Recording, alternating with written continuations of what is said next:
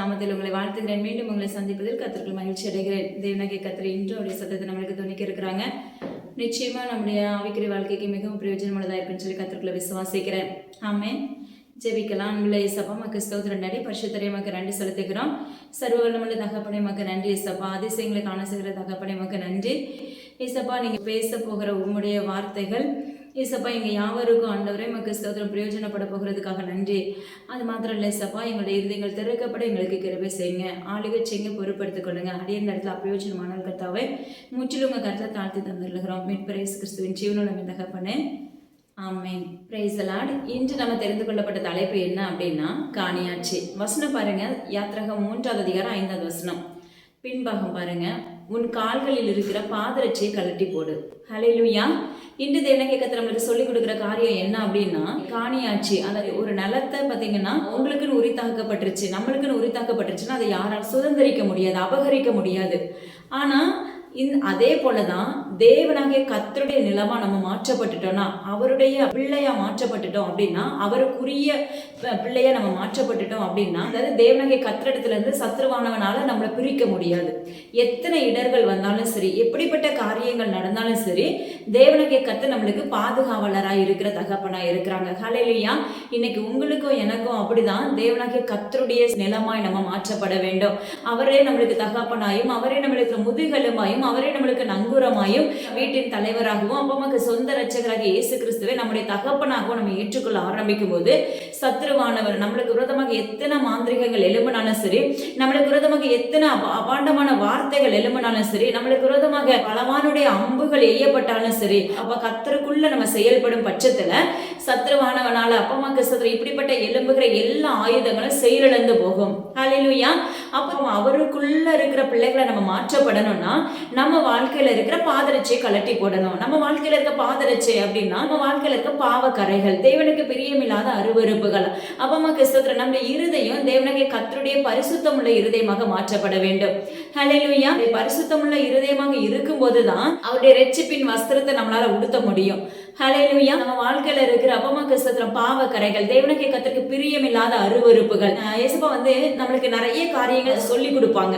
ஆனா நம்ம சொல்லி கொடுக்கும் போது சில காரியங்களை உள்வாங்கி கொள்ளுகிறோம். ஆனா உள்வாங்கிட்டு திரும்பவும் என்ன செய்யறோம், அதே காரியத்தை மறுபடியும் நம்ம என்ன செய்யறோம், செய்கிறவர்களாய் மாறுகிறோம். டிவி பார்க்க மாட்டோம் அப்படின்னு சொல்லி நம்ம என்ன செய்வோம், ஒரு பொருத்தனை பண்ணுவோம். அல்லது அது நம்முடைய பொருத்தனை இல்லாம நாமளே உள்ளுக்குள்ள ஏசப்பா அந்த எண்ணம் எனக்குள்ள வராதபடி காத்துக்கொள்ளுங்கன்னு சொல்லுவோம். ஆனா பாருங்க, சில நாட்களுக்கு சில காலங்களுக்கு பிற்பாடு என்ன செய்யறோம், அந்த தொலைக்காட்சி முன்னாடி போய் நம்ம இருக்கிறவர்களா இருக்கிறோம்.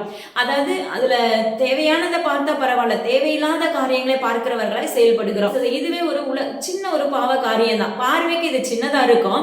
நீங்க என்ன பாக்குறீங்களோ அதுதான் உங்க வீட்டுக்குள்ளேயும் உங்களுடைய இருதயத்துக்குள்ளேயும் கிரியை செய்ய ஆரம்பிக்கும். அதாவது இயேசுப்பாவை முழுசா நம்ம ஏற்றுக்கொண்டுட்டோம் அப்படின்னா கண்டிப்பா இந்த காரியங்கள்லாம் பாக்குறதுக்கு நம்மளுக்கு தோணவே தோணாது.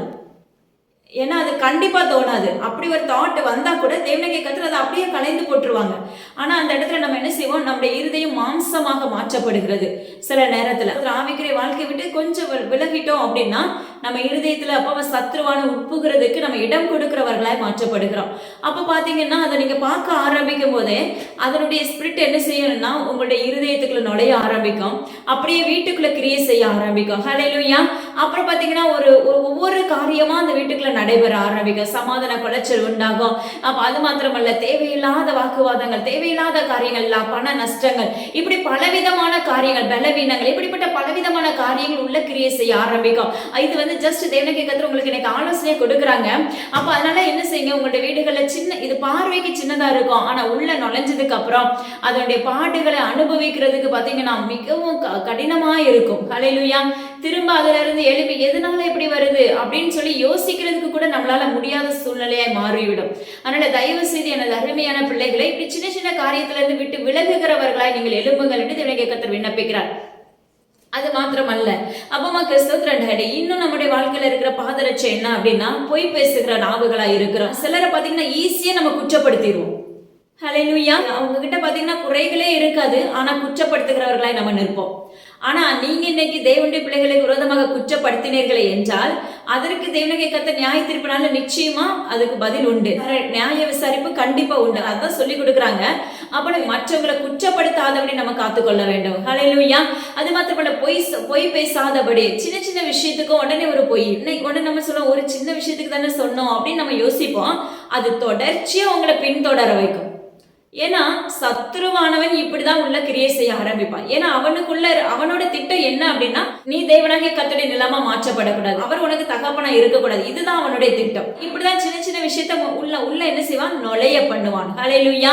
அப்ப இந்த பொய் பேசுற காரியங்கள், புறங்கூறுகிற காரியங்கள், தேவனுக்கு பிரியமில்லாத களியாட்டுகள், இச்சையின் ஆவிகள், இதெல்லாம் உட்புகாதபடி உங்களை என்ன செய்ய வேண்டும், தேவனுடைய கர்த்தருக்குள்ள நீங்க காத்துக்கொள்ள வேண்டும். ஹல்லேலூயா. அது எப்படி காத்துக்கொள்றது அப்படின்னா, கர்த்தர் உங்களோட இருந்தாங்க அப்படின்னா நிச்சயமா காத்துக்கொள்ள முடியும். ஹல்லேலூயா. அதாவது மறுபடி நீங்க பாவத்தை நோக்கி ஓடாதபடி, பழைய எகிப்தா மாறாதபடி, புளிப்பான பதார்த்தமாய் மாறாதபடி தேவனாகிய கர்த்தருடைய பிள்ளைகளா என்ன செய்ய வேண்டும், செயல்பட வேண்டும் என்று தேவனாகிய கர்த்தர் விண்ணப்பிக்கிறார். ஹல்லேலூயா. அப்ப இந்த விதமான பாதரட்சிகள்லாம் நம்ம கலைந்து போடும் பட்சத்துல அப்பமா கிறிஸ்தவத்தின் டாடி தேவனாகிய கர்த்தருடைய கரம் நம்ம கூடவே தங்கி இருக்கும். நம்மளுக்கு அவர் வழிகாட்டியா இருக்கிற தகப்பனா இருப்பார், நம்மளுக்கு ஆலோசனை கர்த்தாவா இருப்பார். ஹல்லேலூயா.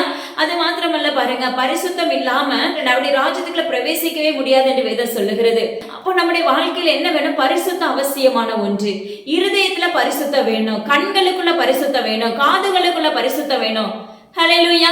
நம்ம நுகர்ற சுவாசத்துக்குள்ள பரிசுத்தம் வேணும், வாயில நிச்சயமா பரிசுத்தம் வேணும். ஹல்லேலூயா. அதனால ஜீவன்ல தேவனாகிய கர்த்தர் சொல்லுகிற ஒரு காரியம், நம்முடைய வாழ்க்கைக்கு எப்படி இருக்கணுமாமா, பரிசுத்தமாய் மாற்றப்பட வேண்டும், சுத்தமுள்ளதா இருக்க வேண்டும். நம்ம மேல் தோற்றம் என்ன இருக்கு, அழகுபடுத்துகிறோம். நம்ம மேல் தோற்றம் சுத்தமா இருக்கணும்னு சொல்லி உலக பிரகாரமா குளிக்கிறோம், ஆடைகள் அணிந்து கொள்ளுகிறோம், விதவிதமா நம்மளை அழகுபடுத்தி கொள்ளுகிறோம். ஆனா கர்த்தர் விரும்புகிறது அந்த பரிசுத்தத்தை அல்ல, உங்களுடைய உள்ளான இருதயத்தை தேவனாகிய கர்த்தர் விரும்புகிறவராய் இருக்கிறார். அப்பமா கிறிஸ்தவத்தின் உள்ளான இருதயம் பரிசுத்தமா மாற்றப்பட்டாதான் அவர் தங்குகிற ஆலயமாய் நம்ம மாற்றப்படுவோம். அப்பதான் நீங்க நடக்கிறது எது சரி எது தப்பு எல்லாத்தையும் கற்றுக் கொடுக்கிற தகப்பனா இவங்க கூட வருவாங்க. ஹல்லேலூயா. இன்னைக்கு இன்னொரு காரியம் என்ன அப்படின்னா, நம்ம தேவனாகிய கர்த்தரை தேடுகிறதுனால நம்ம நிறைய நன்மைகளை பெறுகிறோம். ஆனா இன்னைக்கு நம்மளுக்கு சொல்லி கொடுக்கிற காரியங்கள் அப்படி அல்ல. தேவனாகிய கர்த்தரை தேடுகிறது நிமித்தம் பாதுகாப்பும் இருக்கும், நன்மைகளும் உண்டாயிருக்கும். ஆனா எழுப்புதலுக்கான காலத்துக்கு முன்பாக நம்ம தேடுகிற அந்த தேடுதல் தான் விலையேற பெற்ற தேடுதல். ஹல்லேலூயா. இது இந்த உலகத்துக்காகவே நீங்க தேடி என்ன செஞ்சிருவீங்க, எல்லாமே ஏசப்பையன் கூட தான் இருக்காங்க, அதனாலதான் என்ன நடத்துறாங்க, அதனாலதான் ஆசீர்வதிக்கிறாங்க. எஸ், கண்டிப்பா அதை செய்வாங்க. ஆனா அது இந்த உலகத்துல நீங்க மரித்து போகும்போது உங்க ஆத்மா இங்க ராஜ்யத்துக்குள்ள பிரவேசிக்கப்படுமா, அதை நீங்க ஆராய்ந்து பார்க்க வேண்டும். மாம்சம் செத்து போனாலும் நம்முடைய ஆத்மா ஜீவனுள்ள தேவனாகிய கர்த்தருக்குள்ள செயல்படுதா, அதுதான் இந்த இடத்துல தேவனாகிய கர்த்தர் நம்மளுக்கு கற்றுக் கொடுக்கிற ஒரு காரியம். அப்ப இந்த உலக பிரகாரமான காரியத்துக்காக தேடுகிறதை விட்டுட்டு ஆவிக்குரிய வாழ்க்கையில என்ன சுத்தமுள்ள மகனா மாற்றுங்கப்பா, அந்த காரியத்துல என்ன பரிசுத்தமா மாற்றுங்கன்னு சொல்லி நம்ம கேட்க ஆரம்பிச்சோம்னா, அப்பமா கிறிஸ்தவத்துல ஆவிக்குரிய வாழ்க்கையில தேவனாகிய கர்த்தர் நம்மளை எழுப்புகிற தகப்பனா இருப்பாங்க. இந்த பூமிக்கான காரியத்தை அவர் உங்களுக்கு செய்கிற தகப்பனா இருக்கிறார். அதுதான் இம்மைக்குரிய ஆசீர்வாதத்தினால நிரப்புகிறவராயும் மறுமைக்குரிய ஆசீர்வாதத்தால் நிரப்புகிறவராயும் கர்த்தர் நம்மளோட இருக்கிற தகப்பனா இருக்கிறாங்க. ஹல்லேலூயா. அதனால இப்படிப்பட்ட காரியத்தை நம்ம என்ன செய்ய வேண்டும், நம்ம தேவையில்லாத காரியத்தை கலைந்து போட்டு நம்ம பரிசுத்தம் உள்ள பிள்ளைகளாய் மாற்றப்பட வேண்டும். அது மாத்திரமல்ல பாருங்க, சிலருடைய வாழ்க்கையில மூர்க்கம், அப்பமா கிறிஸ்தவத்தின் டாடி மாம்சமா இருக்கிற எல்லாருக்குள்ளயுமே ஒரு டென்ஷன், தேவையில்லாத கோபம், இதெல்லாம் என்ன செய்யும், ஆட்டோமேட்டிக்கா வரும். ஆனா தேவனாகிய கர்த்தர் ஒரு மனுஷனுக்குள்ள வந்துட்டா அந்த கோபம் வரவே வராது. ஹல்லேலூயா. தேவனாகிய கர்த்தர் ஒரு மனுஷனுக்குள்ள இருந்தாங்க அப்படின்னா மூர்க்கம் வரவே வராது, முறுமுறுப்பு வரவே வராது, வீட்டுக்குள்ள சஞ்சலமும் தவிப்பும் என்ன செஞ்சிடும், உங்களை விட்டு அது ஓடி போயிடும். ஹல்லேலூயா. கோபம் வராது, வாக்குவாதங்கள் வராது. சிலர் பாத்தீங்கன்னா உணர்வுள்ள இருதயமே இல்லாதபடி செயல்படுவார்கள். ஹல்லேலூயா. நம்முடைய வாழ்க்கையில இன்னொரு காரியம் என்ன அப்படின்னா, உணர்வுள்ள இருதயம் அவசியமான ஒன்று. ஹல்லேலூயா. நம்ம இயேசுப்பா கிட்ட இருந்து நிறைய நன்மை பெற்றிருப்போம். ஆனா இன்னைக்கு கர்த்தர் சில காரியத்தை நம்மளை கற்றுக் கொடுக்கறதுக்காகவே தாமதிச்சிருப்பாங்க அந்த நன்மையை செய்யறதுக்கு. சில காரியங்கள் நம்மளுக்கு செய்ய அது நடந்தா ஆபத்துன்னு அவருக்கு தெரியும். அதனால சில நேரத்துல அந்த காரியங்களை செய்யாம தகர்த்து போட்டிருப்பாங்க. உடனே நம்ம என்ன செஞ்சிருவோம் அப்படின்னா, உடனே அவரை தூசிக்க ஆரம்பிச்சிருவோம். தேவனாகிய கர்த்தரை அப்பமா கிறிஸ்தவத்துல மறுதலிக்க ஆரம்பிச்சிருவோம். இவரை தேடி என்ன பிரயோஜனம், இதெல்லாம் நம்முடைய வாழ்க்கையில, அதாவது நிறைய பேருடைய வாழ்க்கையில வருகிற ஒரு காரியம். ஹல்லேலூயா. அதெல்லாம் நீங்க தேவனாகிய கர்த்தரை குற்றப்படுத்துறதுக்கு சமம். ஹல்லேலூயா. அதனால அப்படிப்பட்ட காரியத்தை விட்டு விலகிட்டு தேவனாகிய கர்த்தரிடத்துல அப்பமா கிறிஸ்தவத்துல நன்மை பெற்றனா யோபு அழகா பேசுவாரு. எல்லாரும் விட்டுட்டு போயிருவாங்க. தன் மனைவி கூட லாஸ்ட் நேரத்துல என்ன செஞ்சிருவாங்க, தேவனாகிய கர்த்தரை தூஷிச்சுட்டு உன் ஜீவனை விடுன்னு சொல்லிடுவாங்க. ஆனா பாருங்க, அந்த யோபு என்ன செய்யறாரு, நன்மை பெற்று நான் தீமை பெறாமல் இருப்பேனோ. ஹல்லேலூயா. நம்மளால சொல்ல முடியுமா? நிச்சயமா ஆராய்ந்து பாருங்க. ஃபுல்லா நன்மையே நம்ம வாழ்க்கையில நடந்திருக்கும். ஒரே ஒரு காரியம் செயல்பட்டிருக்காது. உடனே நம்ம என்ன செஞ்சிடும், அவரை தூசிக்க ஆரம்பிச்சிடும். அவங்களுக்காக திறப்புல நின்று தூசிக்க ஆரம்பிப்போம். இப்படி பலவிதமான காரியங்கள், இது நிமித்த பாவத்தை சம்பாதித்துக் கொள்ளுகிறவர்களை மாறுகிறோம். ஹல்லேலூயா. அதனால தயவு செஞ்சு உடனே என்ன செய்யுங்க, ஆதியில செஞ்ச நன்மைகளை நினைத்து பாருங்க. தேவனாகிய கர்த்தர் உங்களை இவ்வளவு நாட்களும் ஜீவனோடு நிறுத்தி வைத்திருக்கிறார். அதை யோசிச்சு பாருங்க. ஹல்லேலூயா. இதெல்லாம் நீங்க யோசிச்சு பார்த்துட்டு அப்போ அன்னைக்கு தேவனாகிய கர்த்தர் நடத்தினார் அல்லவா, இன்னைக்கு என்ன நடத்துவாங்க. ஹல்லேலூயா. அந்த விசுவாசம் நம்மளுக்குள்ள வேணும். அந்த விசுவாசத்துக்குள்ள வளரும் போதுதான் அவர் சொன்ன வாக்குத்தத்தை நிறைவேற்றுகிற தகப்பனாயும், அது நம்ம ஏதாவது ஒரு காரியத்துல தப்பு பண்ணா உடனே உணர்த்துகிற தகப்பனாயும் நம்ம கூட இருப்பாங்க. ஹல்லேலூயா. அது மாத்திரமல்ல பாருங்களேன், கல்லான இருதயங்கள் சிலருடைய வாழ்க்கையில பாத்தீங்கன்னா அந்த இருதயத்தை உடைக்கவே முடியாது. அது ஆண்களா இருக்கட்டும் பெண்களா இருக்கட்டும். ஆனா கடந்து விழுந்து விழுந்து ஜெபிப்பாங்க. ஹல்லேலூயா. உங்களுடைய வாழ்க்கையில இருக்க கடின இருதயங்கள் உடைக்கப்பட்டா மட்டும்தான் கர்த்தர் உங்க வாழ்க்கையில நன்மை செய்ய முடியும். தேவனாகிய கர்த்தருடைய பாதுகாப்பு உங்க வாழ்க்கையில உண்டாயிருக்கும். அப்போ கடின இருதயம் உள்ள இருந்துச்சு, வெளி தோற்றம் சாஃப்ட் கேரக்டரா இருப்பாங்க, நல்லா பேசுவாங்க. ஆனா உள்ளான இருதயத்தை பார்க்கும்போது ஏன் இன்னும் இவங்க வாழ்க்கையில நன்மை நடக்கல, ஏன் இன்னும் பாடுகளை சந்தித்துக் கொண்டே இருக்கிறார்கள், ஏன் இன்னும் ஆசீர்வாதம் இல்ல, ஏன் இன்னும் ஆவிக்குரிய வாழ்க்கையில எழும்ப முடியல அப்படின்னு சொல்லி தேவ சமூகத்துல நிற்கும் போதுதான் தெரியும் அவங்களுடைய இருதயங்கள் கடினமான இருதயங்களா இருக்கும். ஹல்லேலூயா. தயவு செஞ்சு உங்க வாழ்க்கையில கடின இருதயத்தோடு நீங்க எதை கேட்டாலும் பெற்றுக்கொள்ள முடியாது. அந்த இருதயத்தை ஒரு லகுவான இருதயமாக நீங்க மாற்றி பாருங்க. சதையான இருதயமாக நீங்க மாற்ற வேண்டும். ஹல்லேலூயா. சதையான இருதயமா மாறணும்னா யாரு உங்க வாழ்க்கையில வரணும், ஜீவனுள்ள தேவனாகிய கர்த்தர் வரணும். அந்த காரியத்துக்கு ஒரு ஓமை சொல்றாரு பாருங்க. கல்ல நல்லா உடைச்சு கல்ல நீங்க வணைய முடியுமா? அப்பமாக்கு ஸ்தோத்திரம் டாடி. ஆனா அதே சமயத்துல களிமண்ணை குழைச்சி நீங்க அதை என்ன செஞ்சிடலாம், அழகா வணைஞ்சிடலாம். அதுதான் சதையான இருதயமாய் மாற்றப்பட வேண்டும். லேசான இருதயமாய், இருதயம் வெகுளியானதாய் மாற்றப்பட வேண்டும். அதாவது அப்பமாக்கு ஸ்தோத்திரம் டாடி, தேவனாகிய கர்த்தருக்கும் உங்களுக்கும் உள்ள ரிலேஷன்ஷிப் அந்த இருதயத்துக்குள்ள ஆளுகை செய்யறதை நீங்க உணர முடியும். ஒண்ணுமே தெரியாது, வெகுளியா இருப்பாங்க. ஆனா அப்படிப்பட்டவங்களுடைய இருதயம் பாத்தீங்கன்னா அற்பமாய் இருக்கும். ஆனா அந்த இருதயத்தை தேவனாகிய கர்த்தர் அப்ப அளவு கடந்து நேசிக்கிற தகப்பனாய் இருப்பார். அப்போ சில காரியங்கள் ஏன் இன்னும் என் வாழ்க்கையில சொன்ன வாக்குத்தத்தை நிறைவேறல, ஏன் இன்னும் எங்க அப்பா எனக்கு இந்த காரியத்தை எனக்கு செய்யல, ஏன் இன்னும் நான் ஹாஸ்பிட்டலுக்கே கொடுத்து கொண்டு இருக்கிறேன்.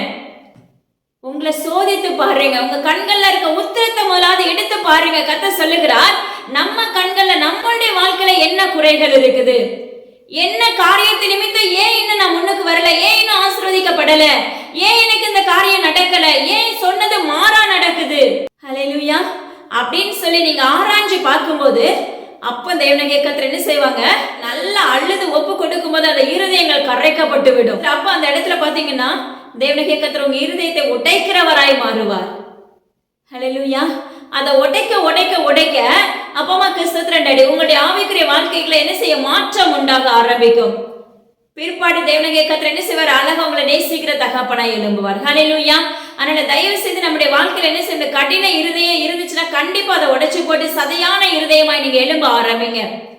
சதையான இருதயம், அதாவது தேவனாகிய கர்த்தருடைய இருதயமா நம்ம எழும்பும் போது என்ன கேட்டாலும் சரி, நீங்க கேட்கறதுக்கு முன்னாகவே தேவனாகிய கர்த்தர் உங்களுக்கு நடத்தி கொடுக்கிற தகப்பனா இருப்பாங்க. அவருடைய வருகைக்கு ஆயத்தமுள்ள பிள்ளைகளாகவும் ஆவிக்குரிய வாழ்க்கையில அடுத்து எழும்புகிற பிள்ளைகளாகவும் கர்த்தர் உங்களை வைக்க ஆரம்பிப்பார், உங்களை என்னையும். ஹல்லேலூயா. இரண்டாவது ஒரு காரியம் பாருங்க, நம்முடைய வாழ்க்கையில பெருமை, அகங்காரம், மேட்டிமை, அப்பமா கிறிஸ்துவ உக்கிரகங்கள், அப்ப இப்படிப்பட்ட பலவிதமான காரியங்கள் நம்ம வாழ்க்கையில மூடி இருந்துச்சுன்னா நன்மையை சுதந்திரிக்கவே முடியாது. பெருமை உள்ளவனுக்கு தேவனாகிய கர்த்தர் எதிர்த்து நிற்கிறார் என்று வேதம் சொல்லுகிறது. தாழ்மை உள்ளவருக்கும் கிருபை அளிக்கிறார் என்று வேதம் சொல்லுகிறது. அப்ப பெருமையும் மேட்டிமையும் அகங்காரமும் உக்கிரகங்கள் தேவனுக்கு பிரியமில்லாத அருவருப்பான காரியங்கள் இந்த பெருமை. அப்ப இது நம்முடைய வாழ்க்கையில இருந்தாலும் ஜெயமே இருக்காது. ஹல்லேலூயா. நம்முடைய வாழ்க்கையில எவ்வளவு இதெல்லாம் உள்ள வச்சுட்டு நம்ம ஜெபிச்சு உபவாசம் போட்டு ஜெபிக்கலாம், மேற்கொள்றேன் நம்ம சொல்லலாம். ஆனா அந்த வாழ்க்கையில நன்மைகளை நீங்க முழுமையாக சுதந்திரிக்கவே முடியாது. அதனால நீங்க என்னதான் ஜெபிச்சாலும், நீங்க என்னதான் வீம்பு பண்ணாலும் அது ஒரு நாள் ஒன்றும் இல்லாமல் இல்பொருளாய் மாற்றப்பட்டு விடும் மகனே மகளே.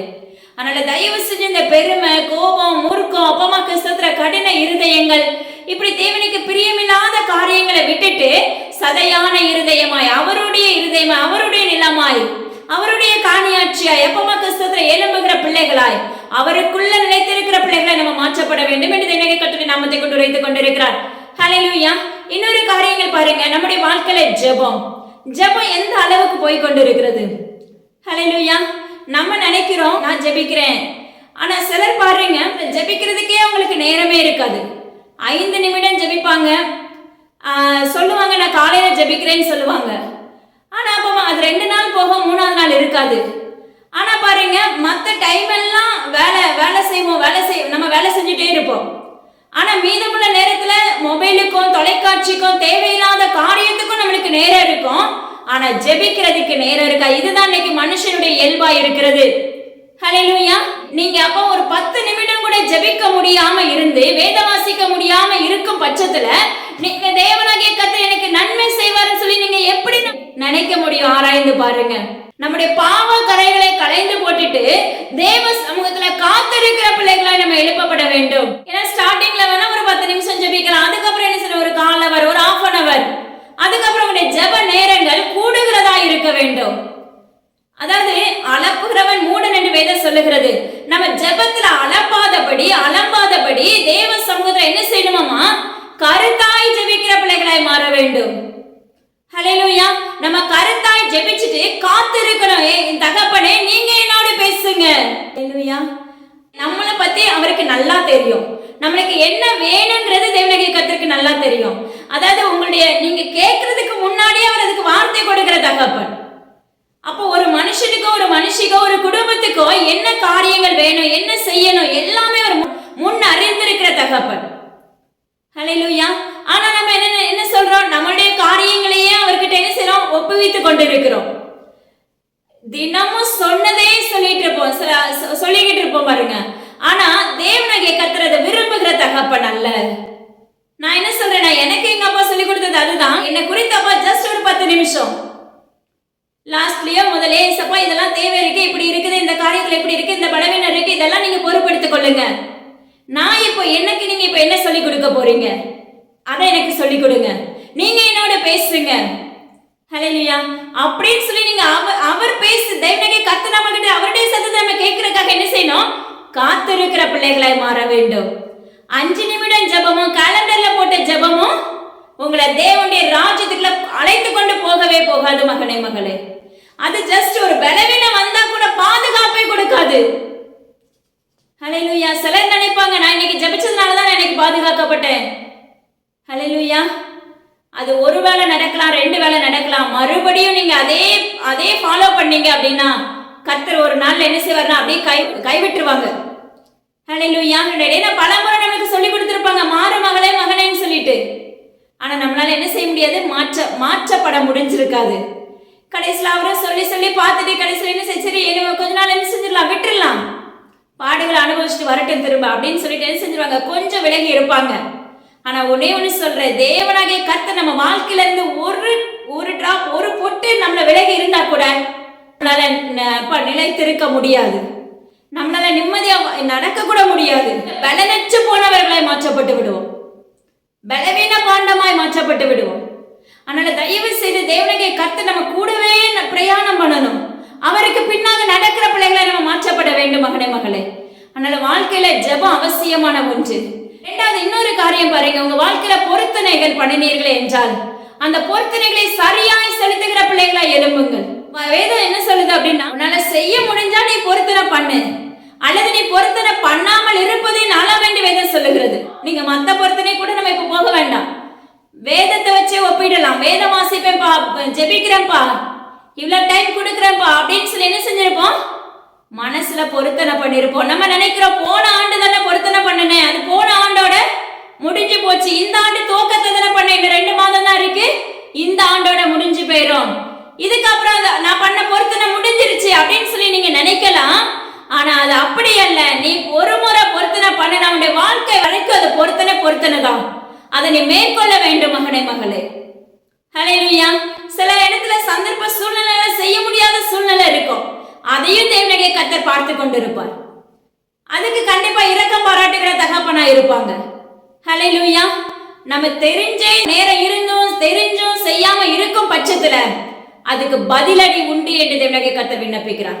அதனால தயவு செய்து என்ன பண்ணுங்க, வாயில சரியாய் அறிக்கையிடுகிற பிள்ளைகளாய் மாறுங்க. தேவனுடைய கர்த்தர் ஒவ்வொரு காரியத்தையும் நம்மளுக்கு கற்றுக் கொடுத்துட்டே இருப்பாங்க. ஆனாலும் நம்ம என்ன செய்வோம், மறுபடி பாவத்துக்குள்ள விழுந்து கொண்டே இருப்போம். வேதம் என்ன சொல்லுது அப்படின்னா, தன் பிடரியை கடினப்படுத்துகிறவன் சகாயமின்றி சடுதியில் நாசமடைவான் என்று வேதம் சொல்லுகிறது. அதாவது நிறைய டைம் நம்மளுக்கு சொல்லி கொடுத்து நம்ம என்ன செய்வோம், இதை செய்யாதீங்க இது ஏசப்பாக்கு பிரியமில்லை நம்ம சொல்லியிருப்போம். அதையும் மீறி நம்ம செய்ய ஆரம்பிக்கும் போது தேவனாகிய கர்த்தருடைய இருதயத்தை காயப்படுத்துகிறவர்களாய் மாறுகிறீர்கள். ஹல்லேலூயா.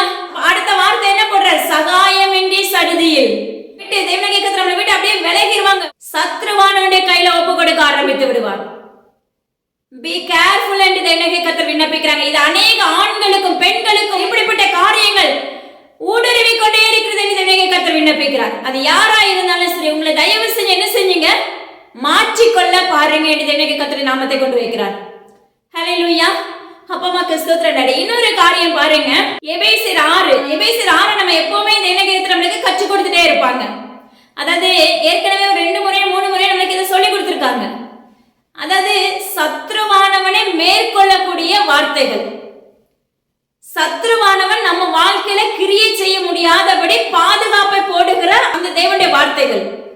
அந்த சர்வாயுத வர்க்கங்களை நம்ம அணிந்து கொண்டுட்டோம் அப்படின்னா சத்ருவானவனால நம்ம இடத்துல போரிட முடியாது. அவன் நம்ம காலுக்கு கீழே தான். தேவனுடைய கர்த்தருடைய நாமத்தை கொண்டு வருகிறார். அவனை நசுக்கி போடக்கூடிய அதிகாரத்தை உங்களுக்குள்ள கொடுத்து விடுவார், உங்களுக்கு எனக்கும். ஹல்லேலூயா.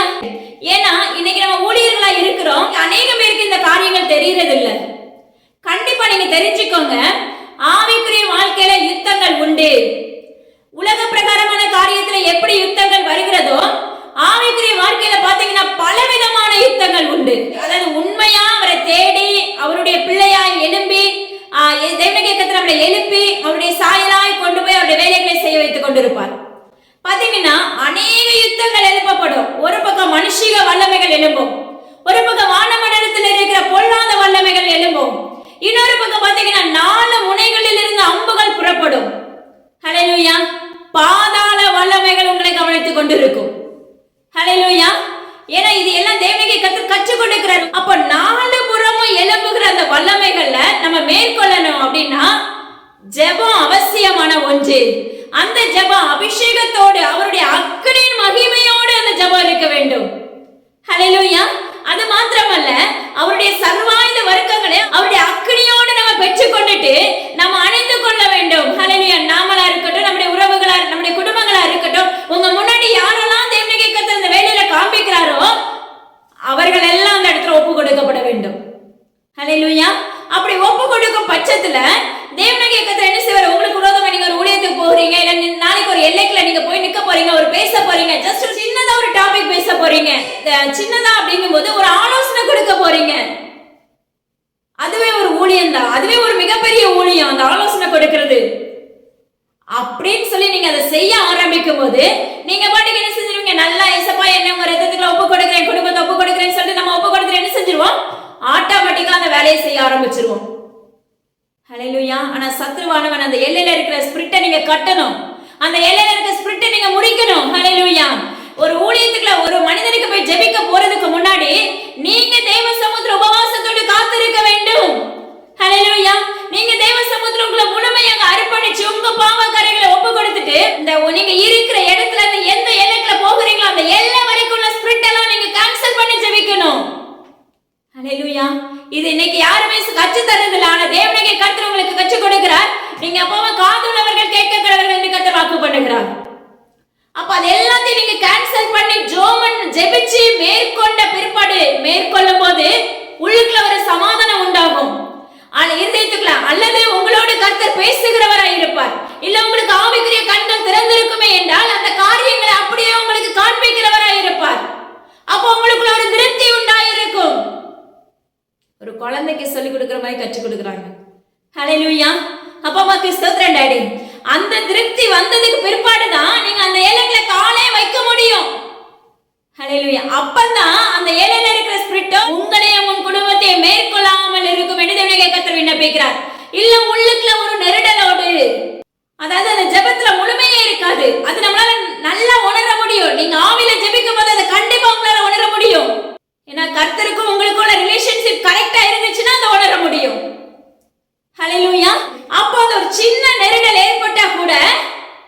வேலையை செய்யாதீங்க. ஹல்லேலூயா. நீங்க நினைக்கலாம் ஜெபிக்கிறதுக்கு தானே ஒரு ஊழியனுக்கு கடமை அப்படின்னு சொல்லிட்டு. ஹல்லேலூயா.